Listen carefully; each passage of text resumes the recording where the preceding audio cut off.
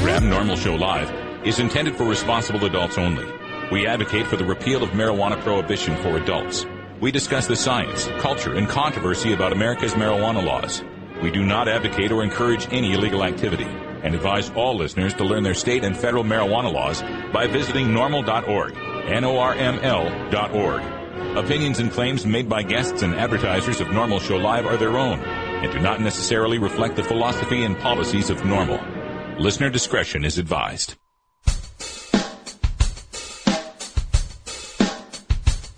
You take a seed, you plant it, you grow it, you dry it, you roll it, you smoke it.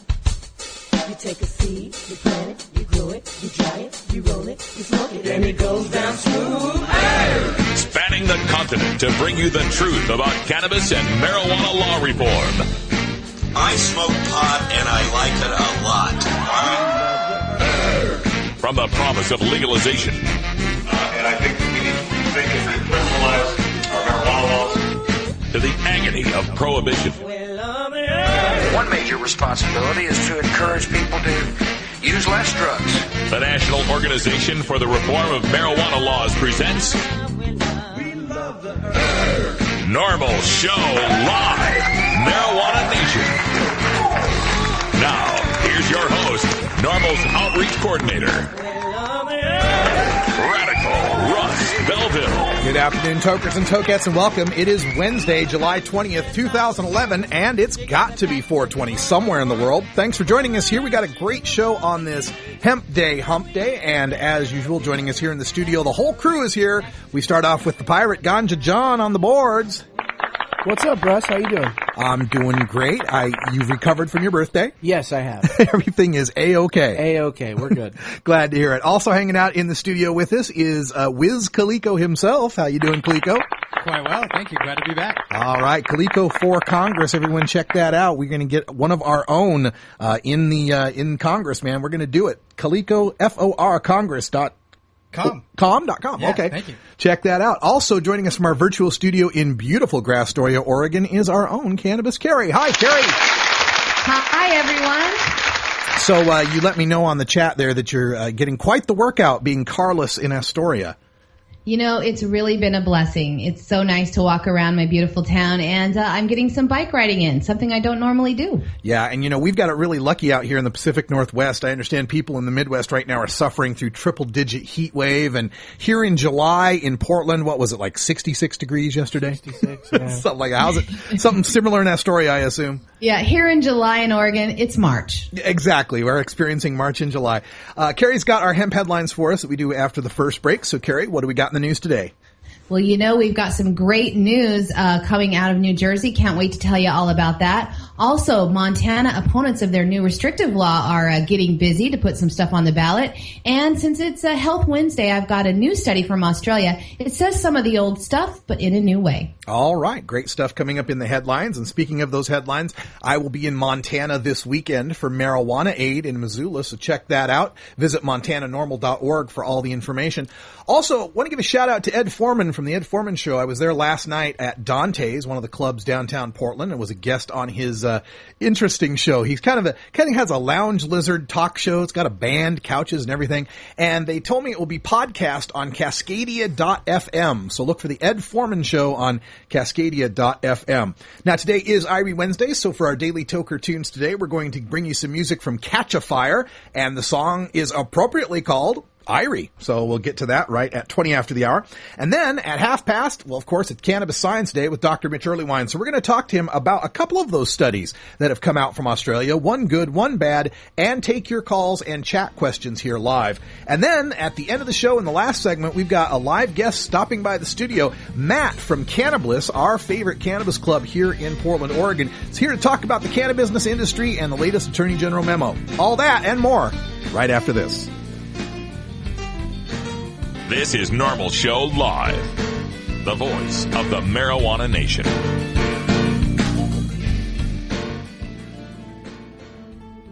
In today's busy world, we're inundated by advertising for all types of pharmaceuticals that come with a laundry list of potential side effects. Shouldn't you have better medical choices? Natural alternatives to pills pushed by Big Pharma? At Alternative Medical Choices, you could choose natural, safe, and effective alternative therapies that are right for your budget without nasty side effects. Cannabis, or marijuana, has been a legal medicine in the Pacific Northwest since 1998. Our doctors will help determine your qualifications for a medical marijuana recommendation in Oregon, no matter where you live. Our massage therapist will ease your aches and stress with soothing hemp seed oil or cannabis-infused massage salves. We also offer acupuncture, Reiki, and other alternative health therapies. Call Alternative Medical Choices in Portland, Oregon at 503-288-5579 or visit our website at www.altmedchoices.com. We specialize in out-of-state recommendations. That's www.altmedchoices.com or call 503-288-5579. Did you know there are more tokers than Texans? Hi, I'm Radical Russ Belville, host of NORML Show Live. It's true, there are more adults who will consume cannabis in America this year than the population of Texas. This and thousands of other statistics and polls are part of my new book, NORML's Big Book of Marijuana Facts, including 19 full-color poster-sized infographics of cannabis data. An entirely legitimate topic for debate. If we're going to have that debate, we need the facts. But NORML's Big Book of Marijuana Facts isn't just some listing of statistics and tables. It's truly a big book, a huge weatherproof binder that becomes its own 12 by 18 presentation easel. The colorful charts are jam-packed with facts that draw interest, and the explanatory text is all rigorously researched from reputable sources. You can make the case against prohibition with the government's own numbers.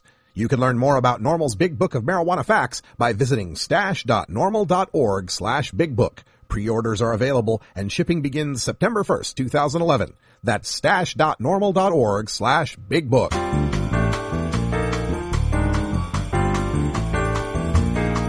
Medical marijuana, industrial hemp, consumer cannabis. It's time for this week's NORML News with Cannabis Carrie.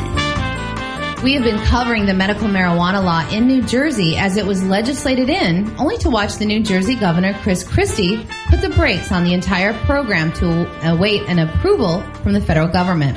New Jersey passed the most restrictive medical marijuana program yet, giving only those that have the most serious or terminal diseases the right to use marijuana for medical reasons with impunity.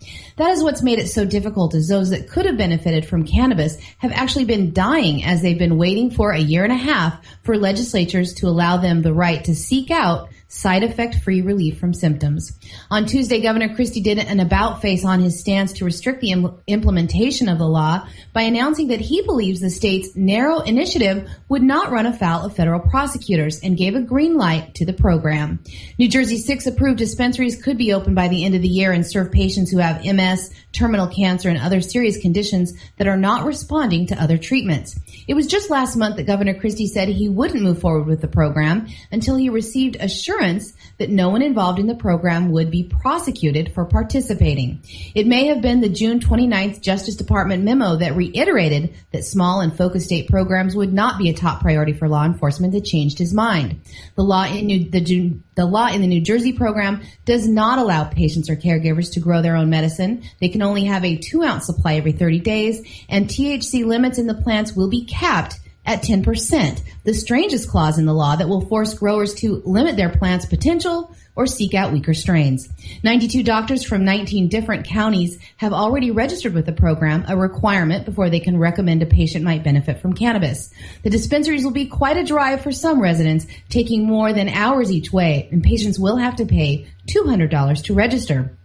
Governor Christie, who spent 7 years as a federal prosecutor himself, said that he now believes that federal prosecutors have more important crimes to pursue and will not bother the state's program as long as dispensaries operate to the letter of the law. Although he never did receive the assurance he was seeking, he told reporters yesterday that allowing the program to finally move forward was a risk he is now willing to take as a governor. So finally, a step in the right direction for New Jersey, and congratulations to all the hardworking activists who never let up the pressure. This is completely a politically calculated decision by New Jersey Governor Christie, who's got intentions on moving beyond the governor's mansion in New Jersey and moving to higher office at a federal level. He's even floated the idea of possible presidential run. And I think he just took a look at the polls and realized, oh, damn, about 70% of the United States thinks I'm an idiot for stopping medical marijuana here. So I think this is all political calculation because, as you mentioned, really nothing changed as far as the federal government's stance on people that are providing medical cannabis. The same argument that Arizona Governor Jan Brewer is making and trying to stop dispensaries from being installed in Arizona is what would affect the dispensaries in New Jersey. Even though the New Jersey program is more restrictive, that doesn't change the kernel of truth here, which is that the federal government wants to go after anybody who makes cannabis a business. It's not the medical marijuana they've got a problem with. It's not the cancer patient or the person in the wheelchair smoking a doobie. It's the guy that's selling them the doobie that might be making a buck and then plowing that money back into the movement and, getting candidates to run against people like Christie, people to run in these primary elections. It's the power of the medical marijuana industry they fear. And Christie turning around on this, again, just a political calculation. And we've gone many times over this New Jersey program and its ridiculously restrictive regulations. 6 dispensaries in a state of 9 million people, the most densely packed state in the United States. You're going to have 6 whole dispensaries. We'll keep our eye on New Jersey to let you know what's happening in the no garden state. But don't think that this is a good move by Christie in that he was doing it out of the goodness of his heart. Now, it is a good move for those of us in the movement, as it does put a governor on record as receiving these. Well, I don't know that he received the U.S. attorney letters, but those U.S. attorney letters that have been going out and threatening these people that have the medical marijuana dispensaries. After that, we now have a governor going on record opposing that. So we'll take that silver lining. Montana's recent strict and newly replaced medical marijuana law was passed by the legislature this year to replace the voter initiative law that had been on the books since 2004. Well, now opponents of the legislatures that passed the sneaky move said they are well on their way to gathering enough signatures to put the measure before the voters once again on the 2012 ballot in the general election. The thriving caregiver industry that occurred in Montana had created somewhat of a backlash against medical marijuana. Now, those in the industry that had been squeezed out of a legal medical cannabis market says that they are ready for a fight with the launch of Referendum 124 that seeks to overturn the controversial Senate Bill 423. Lawmakers in Montana passed Senate Bill 423 in just the last few days of the legislative session this year. It replaced the current Montana Medical Marijuana Act with a highly restrictive bill that would have effectively lowered the number of participants in the program from around 30,000 to about 2,000. Already, the new law is being held up in the courts where a Helena judge temporarily blocked portions of it. District Judge James Reynolds refused to block the entire law, as cannabis activists statewide were hoping, but he did strike down several major provisions of the law. He blocked the provision that would have forbidden caregivers to charge patients for their medical marijuana. Providers can now continue to charge patients for medical cannabis. The new law also tried to restrict the number of patients a caregiver could care for. The old law had no limits, and the new law wanted a limit of 3 patients. That part was blocked as well, and so now caregivers can still have as many patients as they wish. A ban on advertising was also struck down since medical marijuana is a legal substance, therefore its advertising can't be duly restricted. And lastly, and maybe most importantly, Judge Reynolds blocked the provision that would have allowed law enforcement officials to make unannounced inspections of the premises where providers were growing medical marijuana. These searches will not be allowed for the time being. In his ruling, he said, quote, "The ban on providers receiving compensation and limiting the number of cardholders that each provider can serve will certainly limit the number of willing providers and will thereby deny the access of Montanans otherwise eligible for medical marijuana to this legal product and thereby denying these persons the fundamental right of seeking their health in a lawful manner." Now, Senator Dave Wazenerd, a Democrat from Missoula, called out the Republicans that voted in the new medical marijuana law, saying, quote, "Each time we had a vote, I asked, are you sure this is what the voters want?" And he said the Republican majority said yes to that question each time it was asked, despite the fact that the bill changed significantly from vote to vote. He added, "The legislature has no business second-guessing the voters. Please support Referendum 124 in Montana and sign it if you already haven't." Yeah, and it makes you wonder, what kind of democracy do we live in here? Of course, we live in a democratic republic. We have these representatives and legislators who make laws in general, just because most of the laws that are going on, the majority of the people could really give a crap about. County zoning this and water rights that. There's a whole bunch of minutia of governance that, the republic, let's let our legislators take care of that. But in the 26 states that have these initiative procedures where the people can write their own laws and vote them in, that should be sacrosanct. There should be no legislative body overturning the laws written by the people themselves and voted in by a greater than 60% majority in the case of Montana. We're talking like 62%, I believe, when they passed that. What in the hell does the legislature think they are doing, going back and trying to overturn the will of the people? And as far as the judge blocking parts of this law, well, thanks for the favor here, but having to block them restricting First Amendment rights and abrogating Fourth Amendment rights, allowing unannounced searches of providers that are growing cannabis? I mean, come on. Well, thanks for protecting our First and Fourth Amendment rights, but this should have never been in question in the first place. I really hope the people of Montana band together on this referendum 124 and get this stupid law overthrown. It's time to restore the will of the people and understand that, yes, we knew what we were voting for when we were voting for medical marijuana. We were voting for sick and disabled people to have easy and safe access to a medicine that is far better for them than all the pharmaceuticals they've been prescribed combined. It's time to recognize that. I encourage you to visit MontanaNormal.org. I'm sure they'll have more information on referendum 124 and get your signature on it today. A new article in Time magazine highlights a study that says marijuana has little long-term effects on learning and memory. Other research have made this claim before. In this study, though, participants were aged 20 to 24 at the beginning of the study that was part of a larger study on community health. Researchers categorized them as light, heavy, former, or non-users of marijuana. Light was defined as smoking only monthly or less, and heavy use was weekly or more. Former users had to have not smoked for at least a year. Only 9% of those in the study were considered heavy users.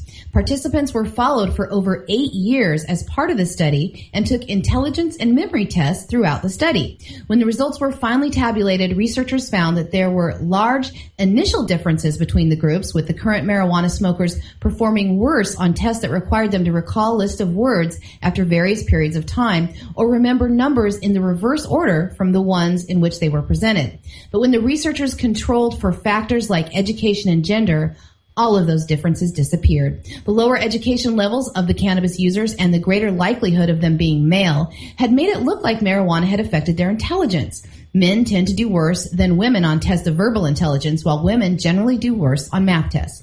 The relative weighting of the tests made the impact of cannabis use look worse than it was. Toward the end of the study, researchers explored whether quitting cannabis would affect the one difference that remained, the poor performance by heavy users on tests that required immediately recall of a list of nouns. They found that heavy users who had quit by the end of the study were no longer distinguishable on this measure than those who had never used cannabis.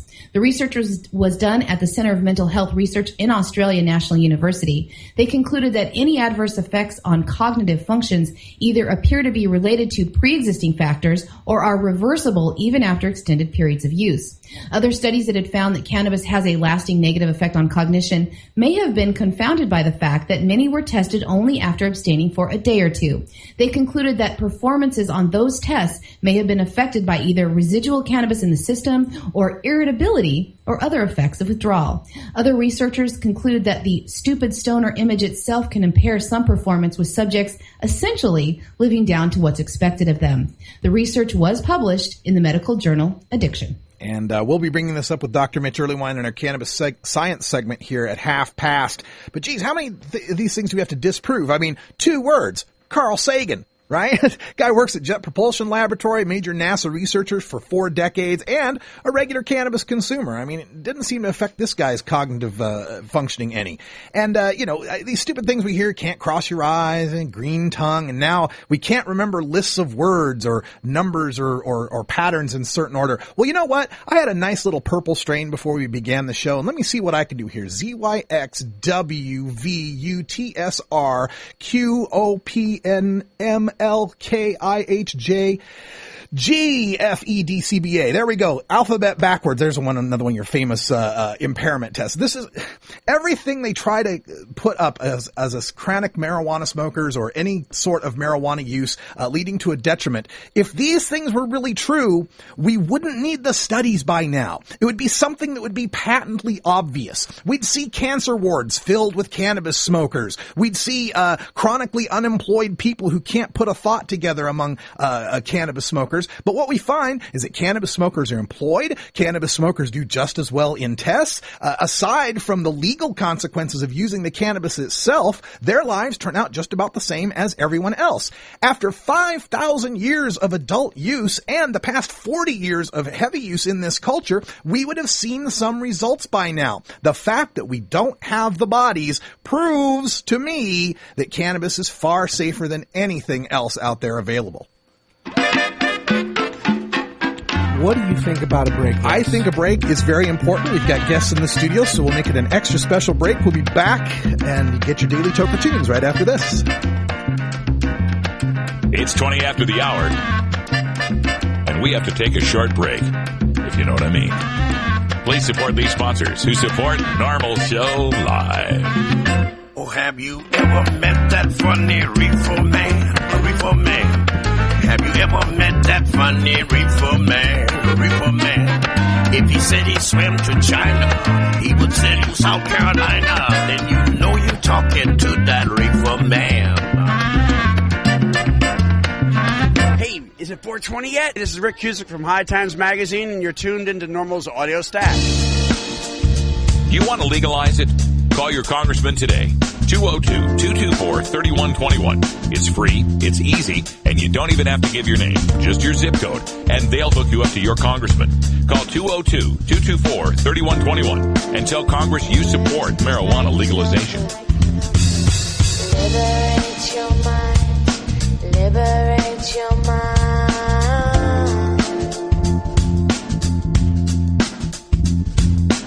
Liberate your mind. Liberate your mind. That's what you got to do. Liberate your mind.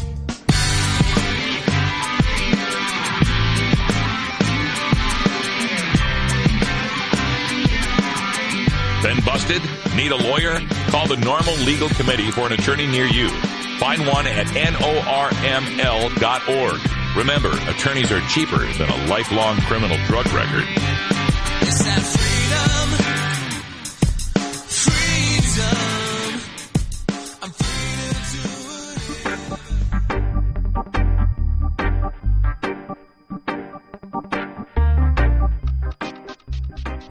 I'm It's time for your Daily Toker Tunes, the best in 420 friendly music from all genres that uplifts, entertains, and informs the public.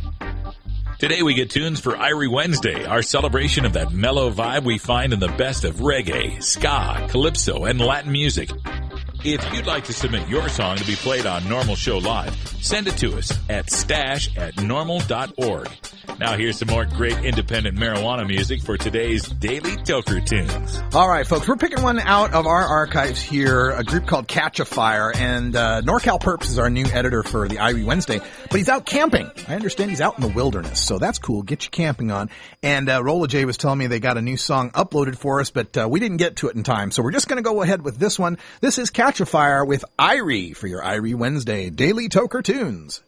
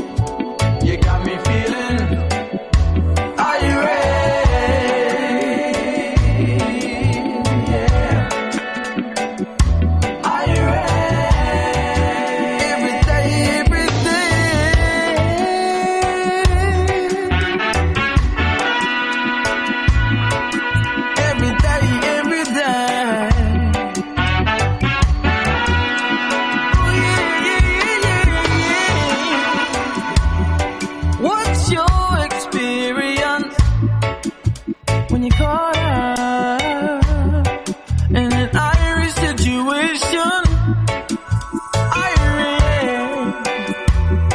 Why did you just stop out of it? Yeah. We Irish, did you like it? Yeah. Mommy, you make me feel so comfortable. Can I? And whenever you're with me, feel so natural. So natural, yeah. You know exactly how to handle me. How do you? In every way, you make me a better man. Irish situation, girl. Every day, every day. Irish, yeah. You got me feeling. Irish situation, girl. Yeah. Oh, Irish. Put the breakers in the blood.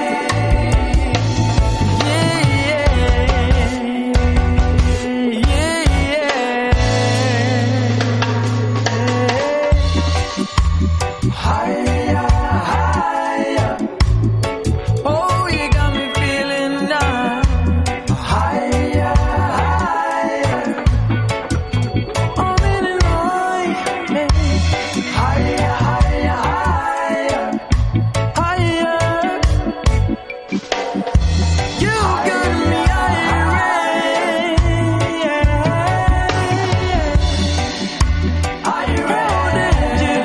just stop out of it. Did you like it? Yeah, yeah.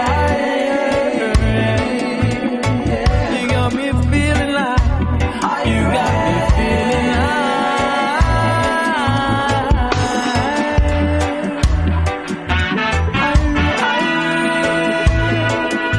you got me, Irish situation.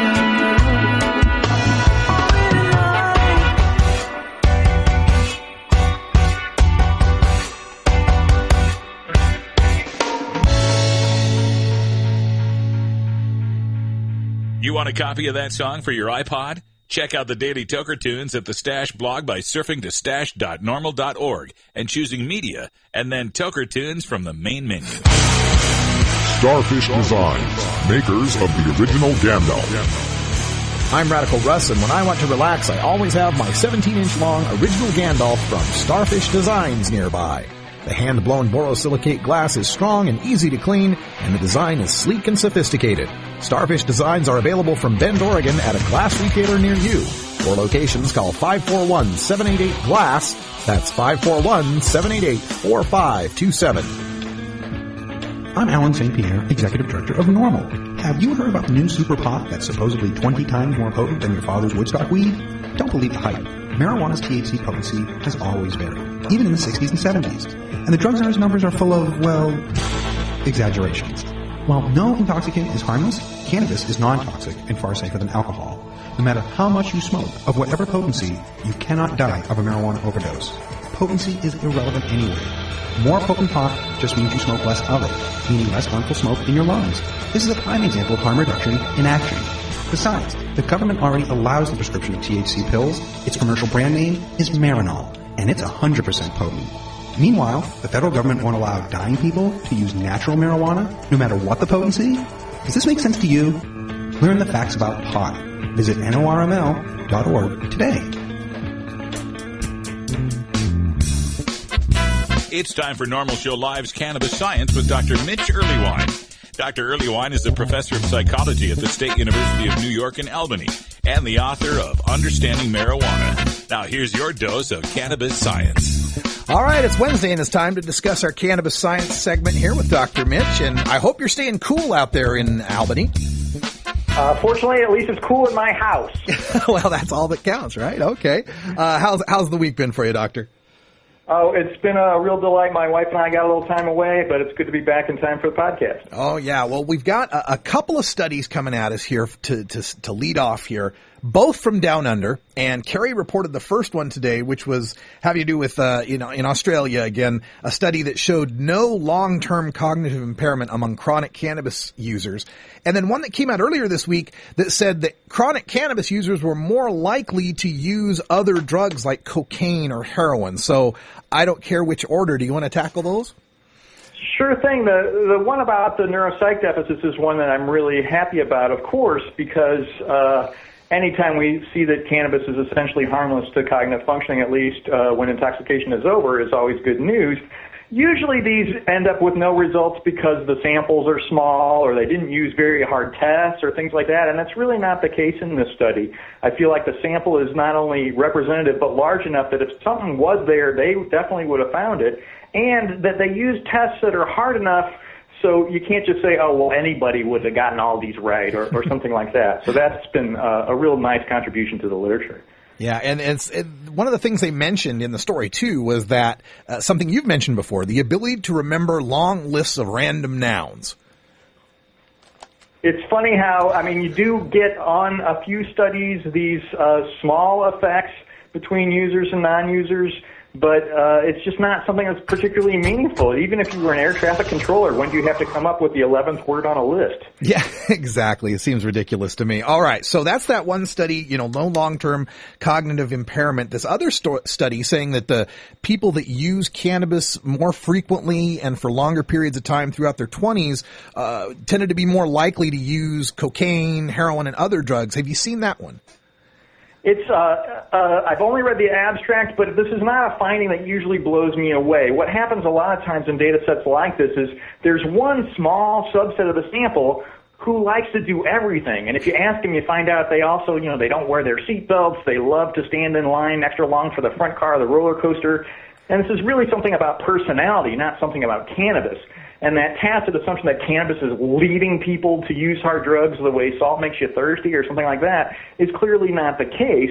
It is true that there are some folks who just like to do everything wild, and what a surprise, they end up making it look like cannabis precedes hard drugs and might be causal. Yeah, and especially when you consider the fact that so many more people use cannabis and it's so much more available that the thrill seeker, the first drug they're most likely to encounter is probably someone that's smoking pot at a party or something. Wouldn't that be fair to say?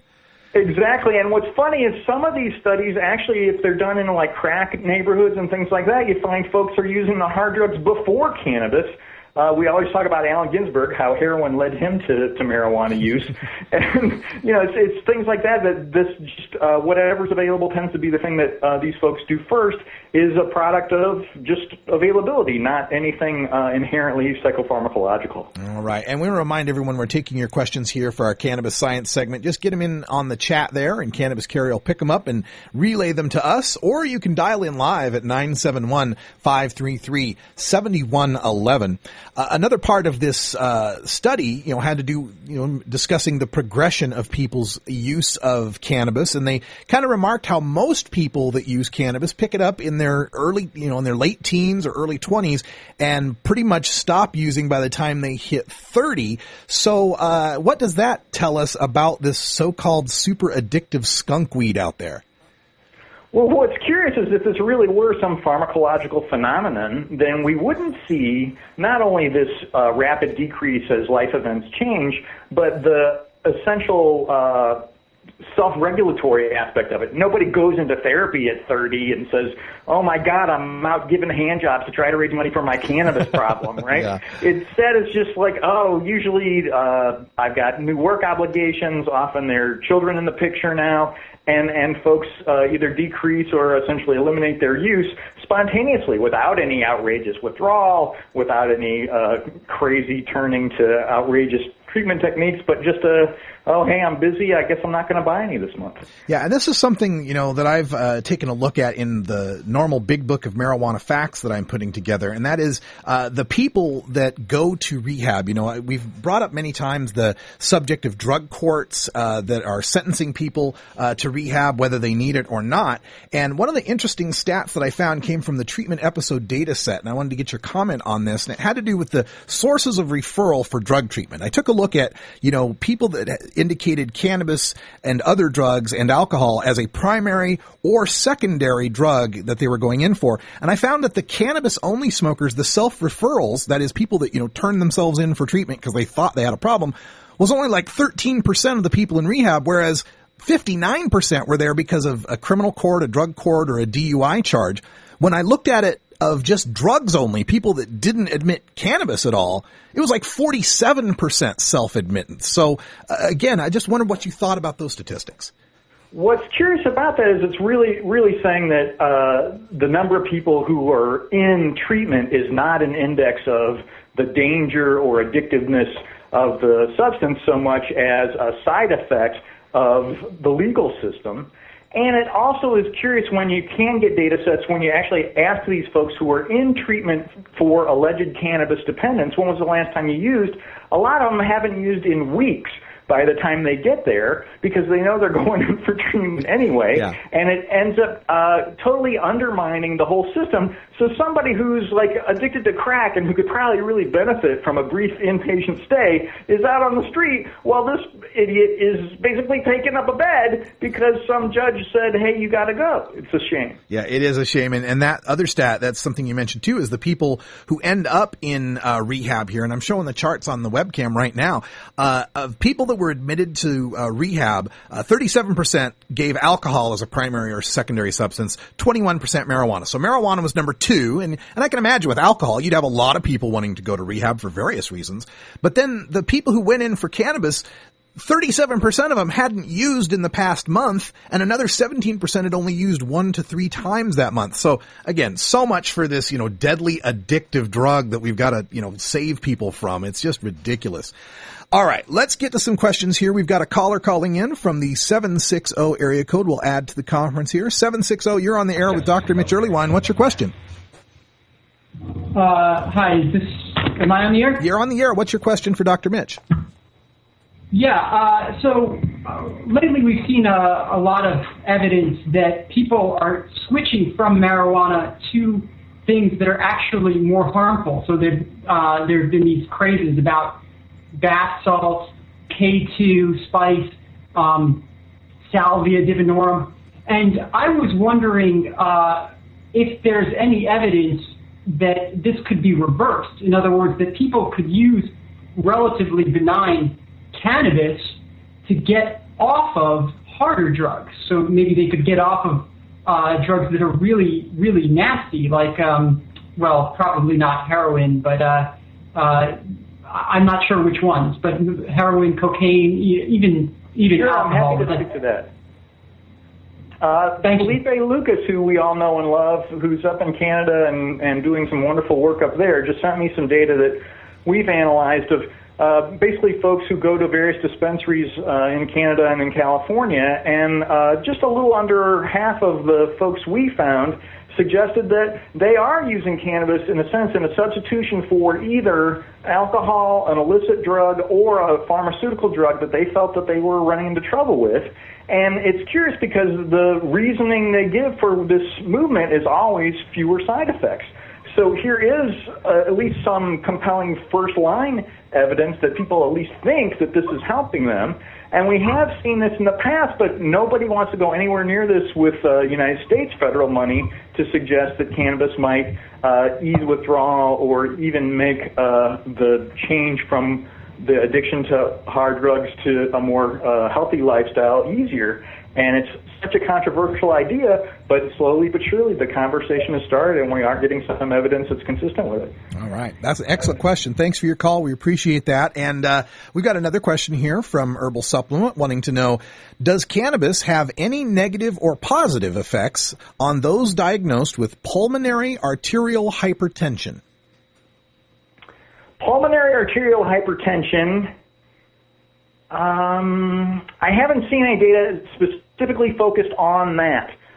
Generally, exposure to smoked cannabis couldn't be a great idea for something like that. We do see, folks who use the vaporizer tend to have some of the respiratory things that might be associated with that. And then hypertension tends to drop. The blood pressure tends to decrease in response to cannabis but it's generally rather short-lived, so it's not the kind of thing that you can count on for decreasing, say, high blood pressure regularly. Obviously, all the things that we would recommend more generally, decreasing salt, increasing activity, making sure your exercise is good, getting sleep, and all those things would certainly be a more frontline way to go with that.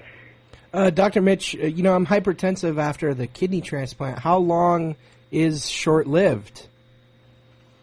Oh, what's curious is after about 3 hours, you usually see the hypertension return, depending upon dosage and size and things like that. But also, because heart rate tends to increase, but blood pressure decreases, and not a lot of other hypertension meds do that, people are apprehensive about trying to rely on it as antihypertensive medication. Yeah, I don't rely on it completely, but I use it in conjunction with minoxidil. And minoxidil seemed to work okay, but in conjunction with marijuana works great. So as far as Dr. Mitch is concerned, I just need to smoke every 3 hours. But the minoxidil sure made you hairy. Yes, it sure did. Oh, my God. It was good. I turned into a great ape. Nice side effect. All right. We've also got a question here that kind of goes on a personal side for you, Dr. Mitch. How did you get interested in cannabis science as a specific niche?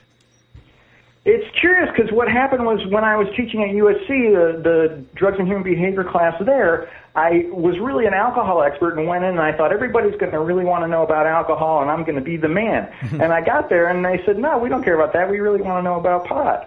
And so I dug in that literature, and basically that's what turned into the book Understanding Marijuana. And then I came back all ready to tell everybody about marijuana, and they said, no, now all we care about is ecstasy. Well, was there any sort of nomenclature destiny involved in being named early wine and going into alcohol? I got to confess, and as you know, Fred Blow, the cocaine researcher, is also in that book.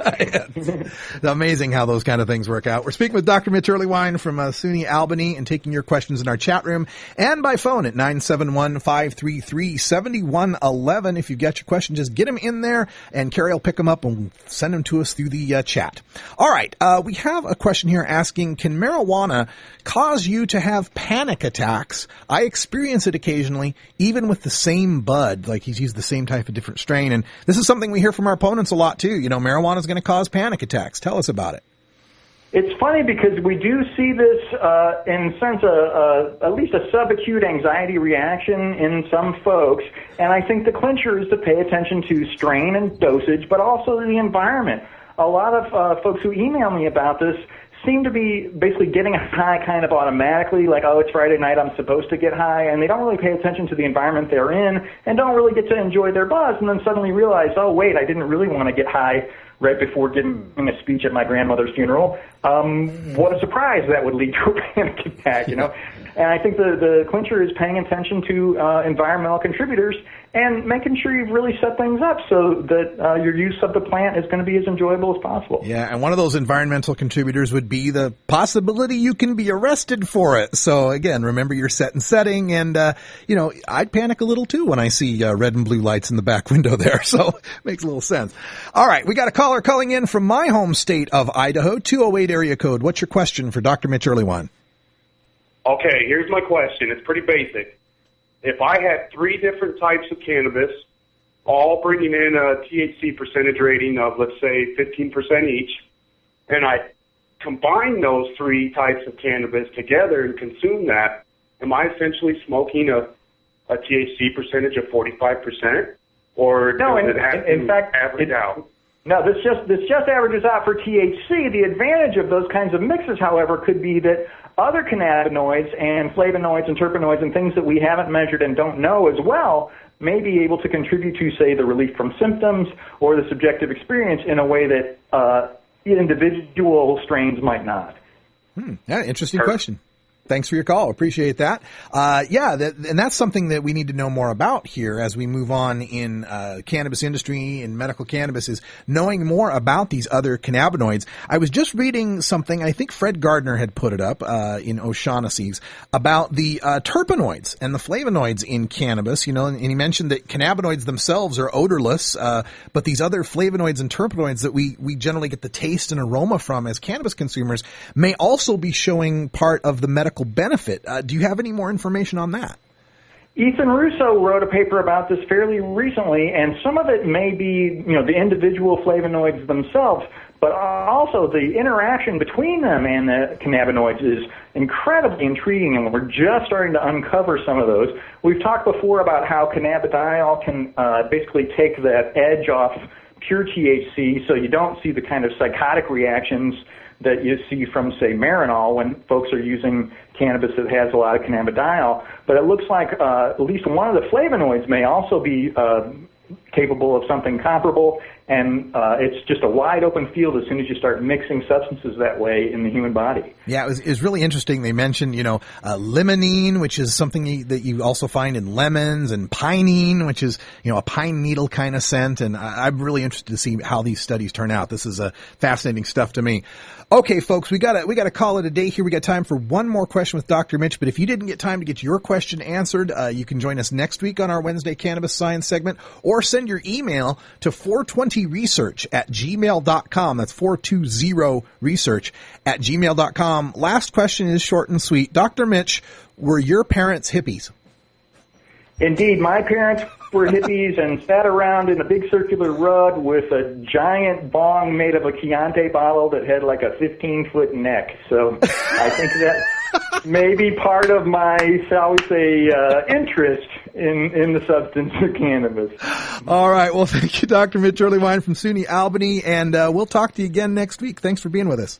Looking forward to it. Bye. All right, when we come back, we are going to talk cannabis with Cannabliss's Matt right here in Portland, Oregon at Roll J Studios. Stay tuned. We're back right after this. Teaching the kids about marijuana, especially if you might be a parent who dabbled a time or two in your youth. So to help you out, get your copy of Dr. Mitch Earlywine's latest book, A Parent's Guide to Marijuana. Dr. Earlywine is an associate professor of psychology at the State University of New York at Albany and an expert on the studies concerning marijuana, its effect on health and society, and the methodology behind the statistics. He is a frequent guest here on our daily audio stash. Dr. Earlywine lays it all out without the propaganda and scare tactics that parents know won't work with teenagers. He presents a rational understanding of cannabis, what it is and what it isn't, and why kids shouldn't be using marijuana.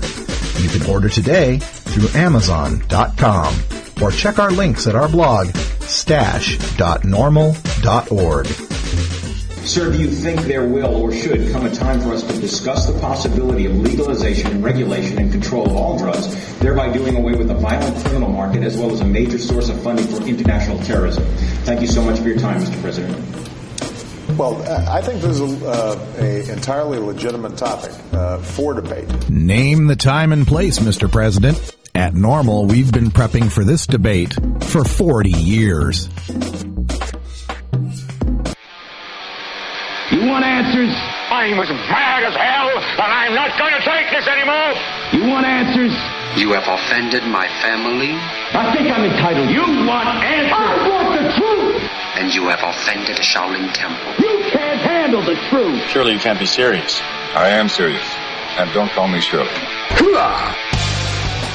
Radical Rant. Welcome back, folks. We are in the process of docking John's pay. Yeah, that was John's fault. We're not doing a radical We're not rant. doing a rant right now. Although I've got one written, I'm ready to go with it, but we'll save it till later. Yeah, you guys will hear it tomorrow. It's great. Yeah, but we've got a live guest in the studio here joining us, Matt from the Cannabliss Cannabis Club right here in Portland, Oregon. Hi, Matt. How you doing? I'm doing well. How are you doing? There we go. There we go. There's the mic. Glad to have you here. And how long have you been in business here in Oregon?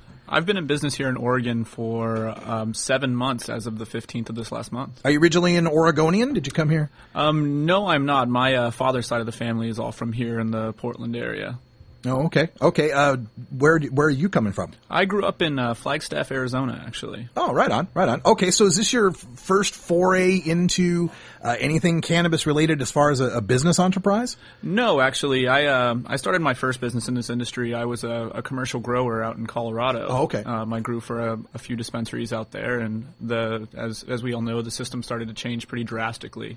And I thought that it got away more from, being for the patients and got more towards big business. Mm-hmm. And it was kind of irritating, so I decided to go off on my own tangent and come and see the family and try and start my own little trek. Okay, so Cannabliss is a club here in Oregon, and for people listening, outside of the state and in different medical marijuana states, should understand that Oregon doesn't have a specific, dispensary law where it's regulated, and we have, all the rules and regulations that go with that.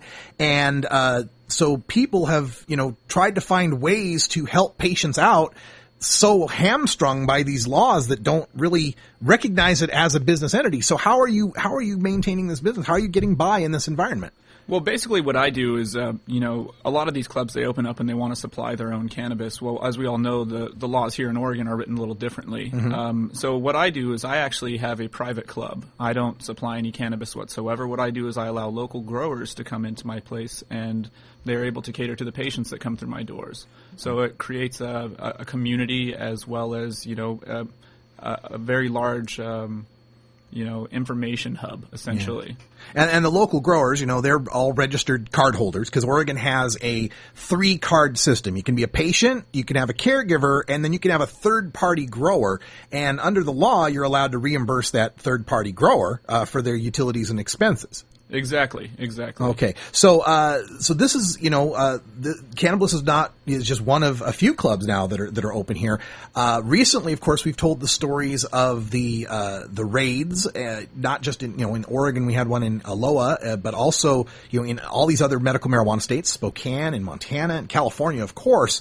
So with these recent memos kind of threatening cannabis, how does that make you feel? How do you feel about the continuing business you're doing here?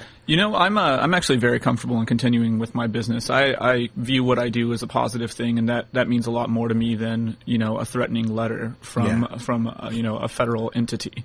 Some of these places that, like you mentioned, that have been raided and things like that, they kind of put themselves out there maybe a little too much, or, it's one of those things that, they put their necks out there and somebody came out and got them. I think that these letters are more of an empty threat rather than anything else, to be honest with you. Mm-hmm. And we're here in Multnomah County, which, for the people that don't know the geography of Oregon, Multnomah County is, very progressive, liberal, and pretty much the most, I would say, cannabis-friendly county as far as the medical marijuana program goes here. The one that was raided was in Washington County, which is the mirror opposite of Multnomah County as far as prosecutorial zeal on medical marijuana out there. Mm-hmm. So you feel relatively safe in where you're at? I do feel very safe in where I'm at. I actually, when we first opened up, I invited somebody from the district attorney's office to come into my business, as well as local law enforcement and things like that, and brought them in and showed them exactly what we do.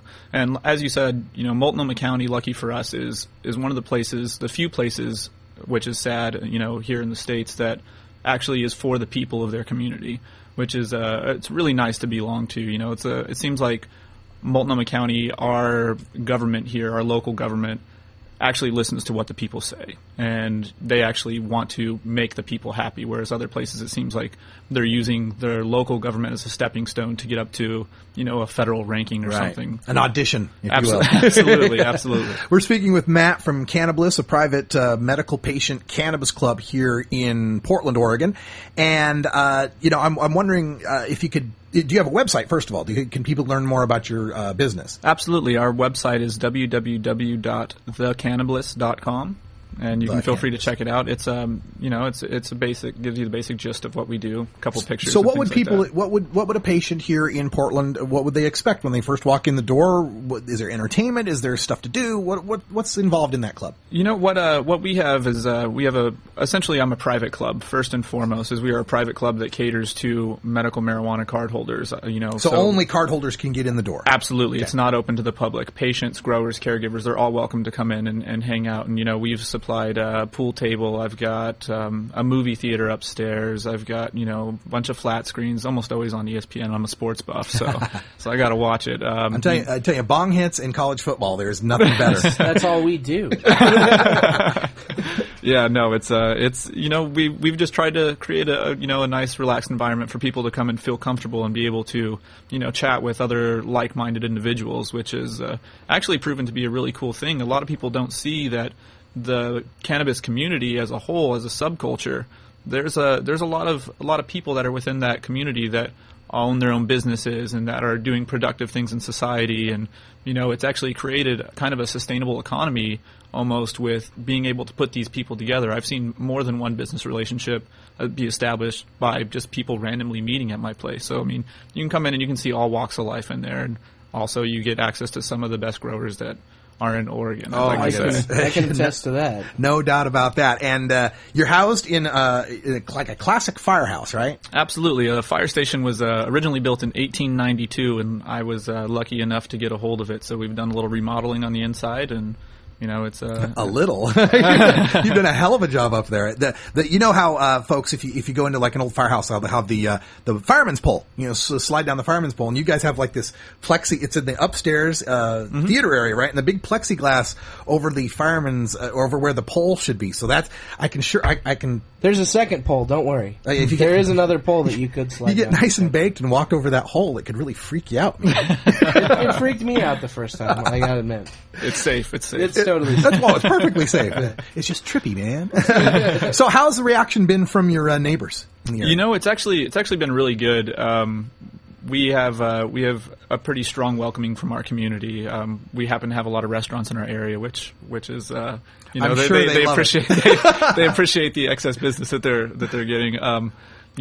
And we really have had no problems whatsoever as far as any local businesses or anybody that lives within our neighborhood, and basically it's attributed to just open communication. That's the biggest thing, is open communication. I talk with them, they talk with me. If there's problems, I fix them.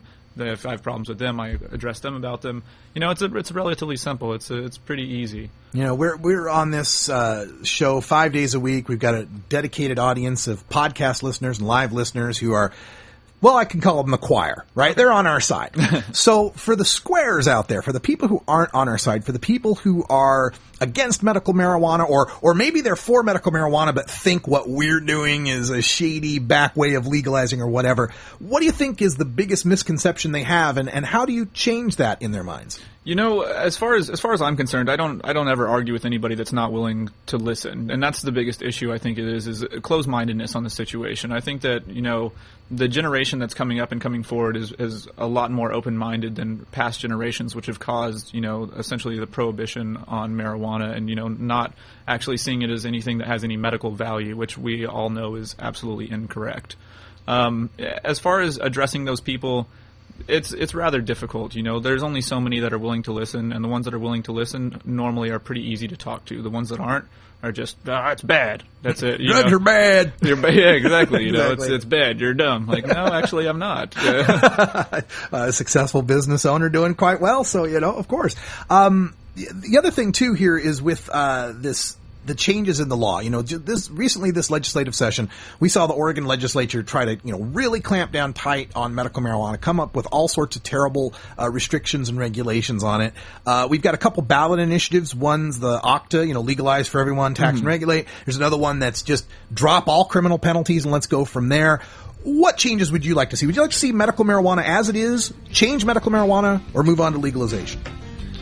Honestly, what I'd like to see is a medical, more medical laws being established. I would also like to see, initiatives moving forward towards legalization as well. I think that there are definitely different things associated with marijuana use that need to be addressed. All right, we'll talk about that more in hour 2. We got to call it here for hour 1 for you podcast listeners. So thanks for joining us for Wiz Khalico, Cannabis Carry, and Ganja John. I'm Radical Russ, and hour 2 we'll stick around with Matt and talk a little bit more, and maybe a little radical rant coming up as well. For those of you on the podcast, thanks for joining us, and until next time, take care of each other, tokers.